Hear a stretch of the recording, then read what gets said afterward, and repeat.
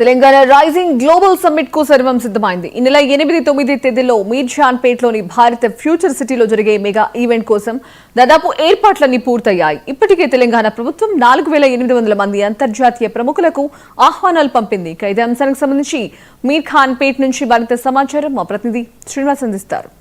So Telangana rising global సమ్మిట్లో కీలక వేదికపై ప్రస్తుతం మనం ఉన్నాం. మనం ఒకసారి చూసినట్టయితే ఒక భారీ మరి ఎల్ఈడిని ఈ యొక్క స్క్రీన్ను కూడా మనం గమనించినట్టయితే సో ఇదే ఈ యొక్క గ్లోబల్ సమ్మిట్లో చాలా కీలకమైన వేదికగా మనం చెప్పుకోవచ్చు.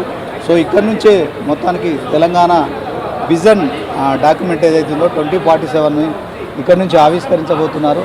సో మొత్తం చూడొచ్చు. సో ఎల్ఈడీలు మరి చాలా అందంగా ఏర్పాటు చేశారు.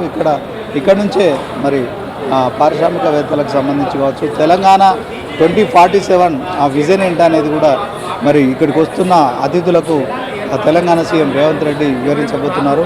సో ముఖ్యంగా ఐటీ పరిశ్రమ శాఖ మంత్రి దుద్దిల శ్రీధర్ బాబుతో పాటు అలాగే మరి చాలామంది మంత్రులంతా కూడా ఈ యొక్క వేదిక ఏర్పాట్ల విషయంలో దాని పూర్తి స్థాయిలో ఏర్పాట్లను పర్యవేక్షించారు.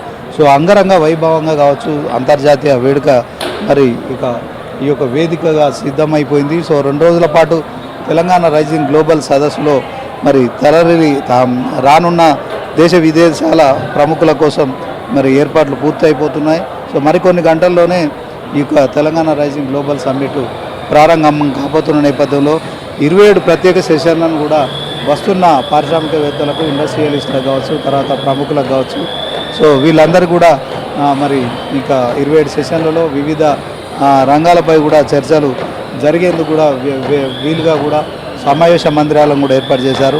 భారత్ ఫ్యూచర్ సిటీగా దీనికి నామకరణం చేస్తున్న సందర్భంలో మరి డిసెంబర్ 8-9 తేదీల్లో జరిగే తెలంగాణ రైజింగ్ గ్లోబల్ సమ్మిట్ 2025కు దేశ విదేశాల నుంచి ప్రముఖ పారిశ్రామికవేత్తలు వివిధ రంగాల నిపుణులు విద్యావేత్తలు అంతర్జాతీయ సంస్థల ప్రతినిధులు కూడా వస్తున్నారు. కనుక రాష్ట్ర భవిష్యత్తును మరొకసారి అంటే తెలంగాణ సీఎం రేవంత్ రెడ్డి మొదటి నుంచి మనం చెప్తున్నాడు. మనం మరొకసారి కూడా చెప్పుకున్న పరిస్థితి రాష్ట్ర భవిష్యత్తు అనేది మరి కేవలం 2047 వరకు $3 ట్రిలియన్ ఎకానమీని సాధించడమే లక్ష్యంగా చేస్తున్న ఏర్పాట్ల విషయంలో నిజంగా చాలా మరి భద్రతను మనం గమనించినట్టయితే వాళ్ళు ప్రతి అంశాన్ని కూడా క్షుణ్ణంగా తనిఖీ చేస్తున్న పరిస్థితి మనం చూస్తున్నాం. సో భద్రత విషయంలో ఎక్కడా రాజీ పడకుండా భారీగానే పోలీసు బలగాలను మోహరించారు. Dog squad bomb squad so ప్రతిది కూడా క్లీన్గా అబ్జర్వ్ చేస్తున్నారు. సో అక్కడ ఒక మరి డబ్బా లాంటి పెట్టె ఒకటి ఉంది. సో దాంట్లో ఏముందనే అంశంలో కూడా మరి డాగ్తో కూడా పరిశీలన చేస్తున్న పరిస్థితి మనం చూడవచ్చు. అంటే ఇది దేశ విదేశాల నుంచి వచ్చేవి మరి విదేశీ ప్రముఖులు కావచ్చు పారిశ్రామికవేత్తలు కావచ్చు. సో ఇక్కడ ఎలాంటి చిన్న మరి అవాంతరం ఏర్పడకుండా అసౌకర్యం కలగకుండా చేస్తున్న ఏర్పాట్ల విషయంలో మొత్తానికి తెలంగాణ రైజింగ్ గ్లోబల్ సమ్మిట్ మరికొన్ని గంటల్లో ప్రారంభమవుతున్న నేపథ్యంలో సో ఏర్పాట్లు అయితే పూర్తి అయిపోయాయి. సో సుమారు 3,000 పైగా మరి విశిష్ట అతిథులు ప్రపంచం నలుమూల నుంచి కావచ్చు భారతదేశం నలుమూల నుంచి కూడా వస్తున్న నేపథ్యంలో వారందరూ కూడా ఇక్కడే ఉండడానికి మరి వసతి ఏర్పాట్లు కావచ్చు భోజన సౌకర్యం కావచ్చు అదే క్రమంలో టాయిలెట్స్ కావచ్చు ఎవ్రీథింగ్ కూడా ఇక్కడే ఏర్పాటు చేసి 48 అవర్స్ కూడా ఇక్కడే ఉండేలా ఏర్పాట్లు చేస్తున్నారు.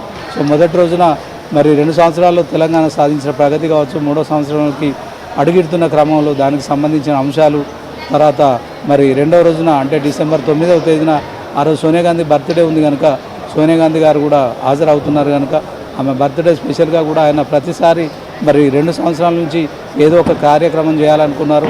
మొట్టమొదటగా ఆయన ముఖ్యమంత్రిగా ప్రమాణ స్వీకారం డిసెంబర్ 9నే చేయాలనుకున్నారు. కానీ 4వ తేదీన ఎన్నికల ఫలితాలు వచ్చిన తర్వాత ఖచ్చితంగా ఆయన 7వ తేదీనే ముఖ్యమంత్రిగా ప్రమాణ స్వీకారం చేశారు. సో మరి గత ఏడాది కూడా డిసెంబర్ 7న మరి మొదటి వార్షికోత్సవం కూడా ఘనంగా నిర్వహించారు. ఈసారి 2వ వార్షికోత్సవం మరికొన్ని గంటల్లో ఉన్న నేపథ్యంలోనే ఇక డిసెంబర్ 7వ తేదీ రెండవ వార్షికోత్సవము అదే క్రమంలో మరి 3వ సంవత్సరంలోకి అడుగు పెడుతున్న క్రమంలో అదే క్రమంలో డిసెంబర్ 9న సోనియా గాంధీ బర్త్డే కూడా ఘనంగా నిర్వహించే ఏర్పాట్లు చేస్తున్నారు. కేవలం ఆమె బర్త్డే కోసమే కాకుండా తెలంగాణలో మరి ఫ్యూచర్ సిటీలో దీనికి భారత్ ఫ్యూచర్ సిటీ అని నామకరణం చేయడమే కాకుండా సో మొత్తానికి కాంగ్రెస్ పార్టీ ప్రభుత్వంలోకి వచ్చిన తర్వాత తెలంగాణ ప్రజలకు తెలంగాణ సీఎంగా తాను ఏం చేయాలనుకుంటున్న అనే అంశాన్ని కూడా చెప్పే ప్రయత్నం చేస్తున్నారు కనుక సో ప్రపంచం నలుమూలల నుంచి కూడా గ్లోబల్ సమ్మిట్పై ప్రత్యేక ఆసక్తి అయితే నెలకొందని చెప్పుకోవచ్చు. మొత్తానికి 2 రోజుల ఈ సదస్సులో మొత్తానికి తెలంగాణ సీఎం అనుకున్న లక్ష్యాలను సాధిస్తారా, ఇదే క్రమంలో విజన్ డాక్యుమెంట్ను మరి విడుదల చేస్తున్న క్రమంలో విజన్ డాక్యుమెంట్పై కూడా ఎలాంటి స్పందన వస్తుందనేది మాత్రం వేచి చూడాల్సి ఉంటుంది. కెమెరా పర్సన్ అబ్దుల్తో Srinivas, 99 TV, Bharat future city నుంచి. ఇక భారత్